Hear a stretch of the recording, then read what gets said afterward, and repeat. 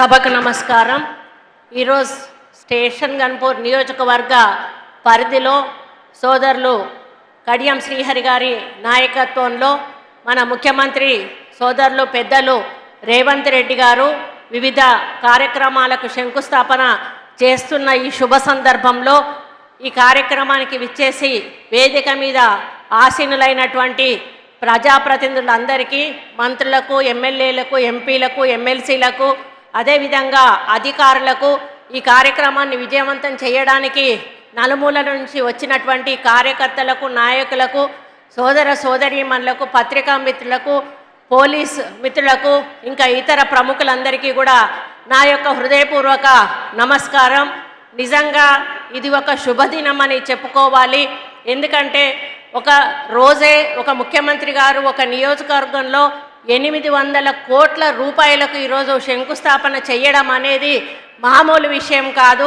ఎందుకనంటే ఈరోజు రాష్ట్రంలో ఎంత ఆర్థిక ఇబ్బందులున్నా కూడా అభివృద్ధి, సంక్షేమము, విద్య, వైద్యము అనే విషయంలో మన ముఖ్యమంత్రి గారు ఎక్కడా కూడా మరి కాంప్రమైజ్ అవ్వడం లేదనే విషయానికి ఇది ఒక నిదర్శనంగా చెప్పుకోవచ్చును. మరి ఇక్కడ అభివృద్ధి అనేది కుంటుపడింది అనే విషయం మనందరికీ కూడా తెలుసు. గత ప్రభుత్వంలో పూర్తిగా స్టేషన్ గన్పూర్ను మర్చిపోయిన విషయాన్ని ఇప్పుడు కడియం శ్రీహరి గారు సోదరులు చెప్పినట్టుగా మరి వారు ఈరోజు కాంగ్రెస్ పార్టీలోకి రావడము, అధికారంలో కాంగ్రెస్ పార్టీ ఉండడము, ముఖ్యమంత్రిగా రేవంత్ రెడ్డి గారు ఉండడం వలన ఈరోజు ఈ అభివృద్ధి పనులన్నిటికీ కూడా శంకుస్థాపన చేసేదానికి సాధ్యమైందని చెప్పి నేను ఈ సందర్భంగా విజ్ఞప్తి చేస్తూ ఉన్నాను. ఎంతసేపు మీటింగ్లో ఏం మాట్లాడినా కూడా ముఖ్యమంత్రి గారు మనం తెలంగాణను మంచి మార్గంలో నడిపించాలి, మరి గత ప్రభుత్వం ఏదైతే తెలంగాణను సర్వనాశనం చేసి వెళ్ళిందో మళ్ళీ మనం సెటరైట్ చేసుకొని సోనియా గాంధీ గారు ఏ ఆలోచనతోటైతే మన తెలంగాణ ఇచ్చారో ఆ ఆలోచన దిశగా తెలంగాణను, తెలంగాణ ప్రజలను, తెలంగాణ యువతను, తెలంగాణ మహిళలను కూడా నడిపించాలి అని కంకణబద్దులై ఈరోజు అదే కార్యక్రమంలో ముందడుగు వేస్తూ మన ముఖ్యమంత్రి గారు ముందుకు నడుస్తున్న విషయం మీ అందరికీ కూడా తెలుసు. మరి సీతక్క ఈరోజు స్త్రీ శిశు సంక్షేమ శాఖ మంత్రిగా వారు కూడా ఎనలేని కార్యక్రమాలు మహిళలకు అందిస్తూ ముందుకు తీసుకుపోతున్న విషయాన్ని కూడా ఈ సందర్భంగా దాని వెనకాల కూడా మన ముఖ్యమంత్రి గారి హస్తం ఉందని చెప్పడానికి నేను గర్వపడతా ఉన్నాను. కాబట్టి అన్న, మీరు చేసే అభివృద్ధి ఈరోజు వరంగల్ని 2వ రాజధానిగా చేస్తానని మాకు నిధులు ప్రకటించారు, సర్వేలు నడుస్తూ ఉన్నాయి. రాబోయే రోజుల్లో హైదరాబాద్కు సమానంగా వరంగల్ నగరం కూడా తప్పకుండా అభివృద్ధిలో ముందుకెళ్తుందనే నమ్మకం, విశ్వాసం మీ ఆధ్వర్యంలో మాకుంది. తప్పకుండా ఎయిర్పోర్ట్ కూడా వస్తుంది. మరి టెక్స్టైల్ పార్క్ ఆల్రెడీ ఉంది, ఇండస్ట్రియల్ కారిడార్ కానీ ఇంకా రకరకాల మరి మెడికల్ కానీ అన్ని రకాల హబ్స్ కూడా ఇక్కడ డెవలప్ అవుతాయి, యువతకు మంచి ఉద్యోగ అవకాశాలు వస్తాయి అనే విషయాన్ని మరి మేము పూర్తిగా నమ్ముతా ఉన్నాం.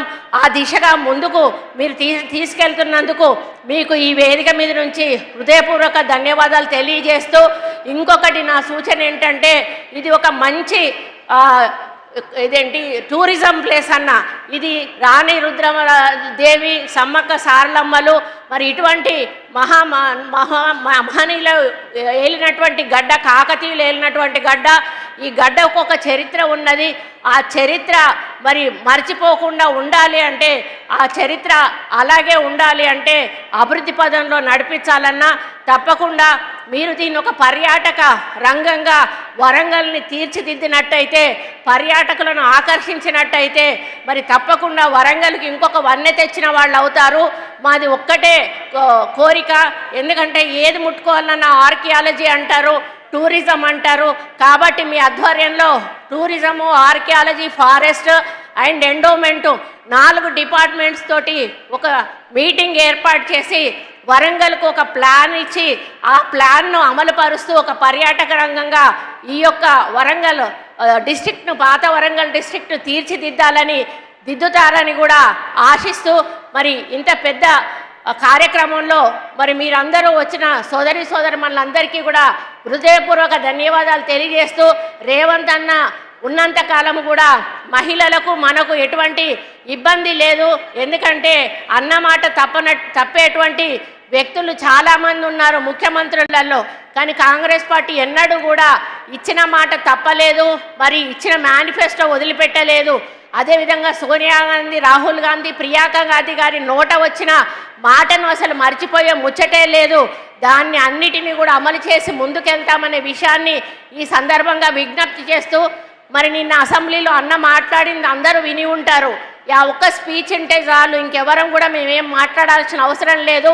ఆ స్పీచ్ ఒకటే ఈ తెలంగాణలో మేము వచ్చినాక చేసిన అభివృద్ధికి నిదర్శనంగా మన ముఖ్యమంత్రి గారు మాట్లాడారు. దాన్ని మీరందరూ కూడా పదే పదే ఒకసారి, ఒకటికి 2 సార్లు వినండి. అప్పుడు ప్రతిపక్షాలు చేస్తున్నటువంటి ఆరోపణలో ఉన్నటువంటి మరి అబద్ధం ఏంటో మీకు అర్థమవుతుంది. కాంగ్రెస్ పార్టీ చేస్తున్న అభివృద్ధి ఏంటో మీకు అర్థమవుతుంది.